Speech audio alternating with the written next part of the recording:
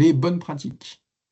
Les bonnes pratiques que nous avons autour de l'administrator, c'est de créer un groupe pour tous les utilisateurs. En fait, ce groupe-là, il va vous permettre de définir des filtres qui vont être appliqués à tout le monde. Et c'est une bonne pratique parce que pour sécuriser votre système, ce groupe-là va vous permettre d'appliquer. Tous les modèles n'ont pas besoin d'avoir de filtres attributs, hein. Mais en tout cas, ce groupe-là vous permet de le faire si vous en avez besoin quand vous avez des données sensibles. Mettre des filtres dans le data uniquement sur les modèles sans chargement. Pourquoi? Parce qu'il peut y avoir un écueil. Si vous publiez un modèle qui est chargé, si vous l'utilisez ailleurs, eh bien, le filtre sur l'attribut ne sera pas appliqué, puisque on partira du modèle de plus haut niveau, quoi. Donc, soyez vigilants quand vous faites un filtre sur Mailport Data, de ne pas le faire sur les modèles avec chargement.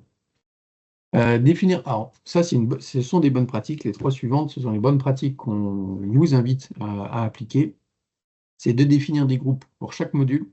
Donc, quand vous installez MyReport chez vous, vous définissez les personnes qui ont le manager, le viewer, le center, pour que vous puissiez vous y retrouver plus facilement et que vous puissiez affecter surtout les droits aux produits.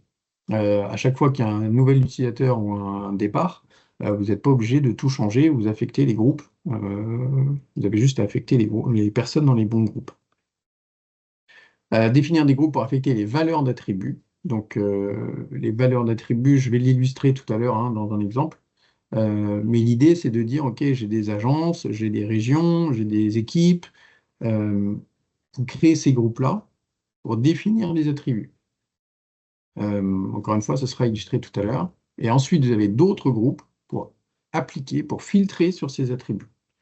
Voilà, encore une fois, je vais l'illustrer tout à l'heure. En tout cas, ces trois familles de groupes sont très utiles. Une pour les produits, pour chaque module, une pour attribuer les valeurs aux utilisateurs, et une pour filtrer les valeurs filtrer les modèles sur ces attributs.